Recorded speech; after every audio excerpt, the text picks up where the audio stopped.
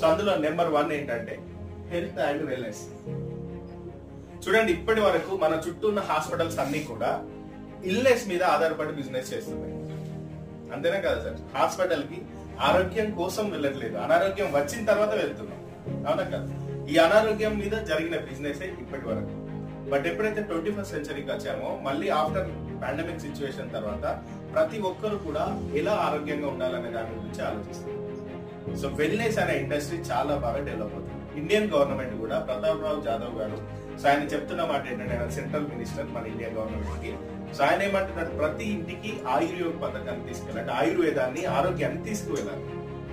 So normal గా ఈ భూగ్రహం మీద మనిషి అనేవాడు ఉన్నంత కాలం ఆరోగ్యం అనేది అవసరం ఉంటూనే ఉంటుంది. అవునా కదా సార్? సో వెల్నెస్ అనేది నెంబర్ 1 పాయింట్ మన దాంట్లో. అంటే మనిషి ఈ ప్రపంచంలో ఈ భూగ్రహం మీద ఉన్నన్ని రోజులు వెల్నెస్ అనే ఇండస్ట్రీ నడుస్తుంది.